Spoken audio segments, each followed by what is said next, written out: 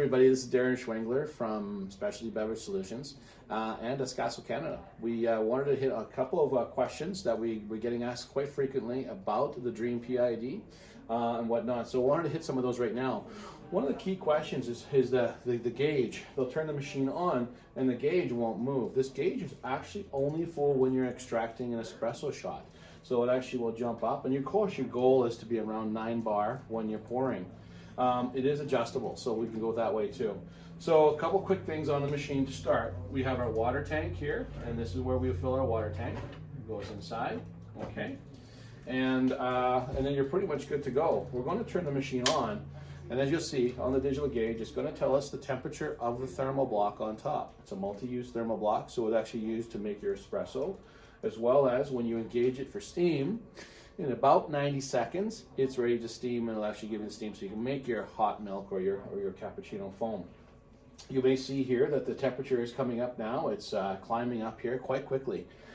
The real neat thing about this machine, by using a thermal block, is we're able to make an espresso within about a minute. So we're getting closer, we're halfway there almost to espresso making temperatures. When the neat thing about this unit is the toggle switches. A lot of people love this. I personally love it as well. So for this is dose. This will do doses. So you can actually do a single shot by flicking it up, or a double shot by flicking it down. Now that volume of water that you get in each shot is adjustable by simply pushing this down. Say if you're going to adjust your double shot, you push it down and hold, and it will adjust that shot accordingly to there. So when you stop, once you let go, that will be the new level for your double shot.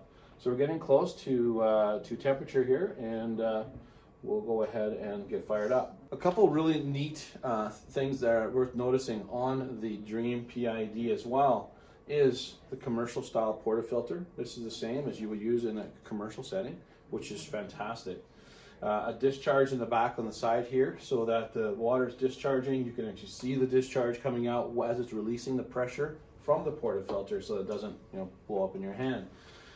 Commercial steam wand, nice thick steam wand, beautiful steam tip on here, so it'll actually create beautiful foam. So there's a lot of really neat things on here. And one of the things that a lot of people don't see, and it's hidden, is there's actually a cup warmer in here. There's actually a film inside that takes small electrical charge, and it actually will warm this up over time. So it's really cut nice when you turn the machine on in the morning. You can see we're almost ready to make our coffees. I'm going to just do a quick blowout to make sure the water is flowing through. I'll stop it. Go ahead and put my portafilter on. Then I'll extract my espresso shot. You can see we have 2 different cups here donated by Rhino. Thank you, Rhino Coffee Gear, for your products. And basically, I'm asking for just a double shot of espresso. I'm flicking down, and the unit's going to engage. Right now, it just started. It's pre-infusing, allowing the coffee to bloom, and now it's doing an extraction. As it builds up, as it starts to pump and build the pressure up, your gauge is starting to climb here. So you see our gauge climbing up, right, just over 8, and just a hair over 8 in this case. Depending on your coffee, I may increase it a little bit or decrease the pressure just a little tiny bit. You can see we have a beautiful shot coming out, just gorgeous when you look at the quality of the shot. A beautiful crema, beautiful extraction. You notice how quiet the machine was too. It's super, super quiet. So really quite well. Okay, as you can see, the machine is sitting idle right now, and the pressure gauge is showing 0 on here. It's because the pump is not engaging for pressure. I'm going to ask the machine now to engage for steam. So we're going to go for a temperature of 165. Now the machine is engaging, and the temperature will go. These buttons will stop flashing once we're ready to go, and the machine will start to pump. It'll give a little bit of a pulse, pumping water slowly through the thermal block out the steam wand. A few moments later. Hear the machine now. It is starting to do a pulse, and it's actually ready to go for steam. So now we're going to open up the steam valve. We're going to just open up slightly, release any water that was residual water that was in the system, and then we're able to pull it out and start to steam. Now the steam will increase.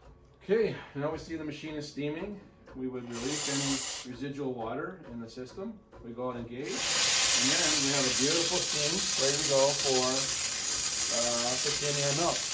It'll be consistent steam, and it will continue as long as you need it to So just constantly pumping water very slowly into the thermal block as needed. So we have a nice, beautiful, now a very dry steam, and it's working just great.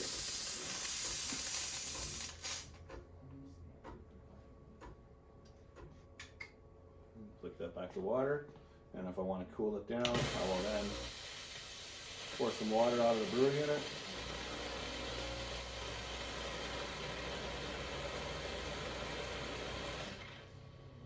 Now the brew unit's cooling off to be ready to go for espressos.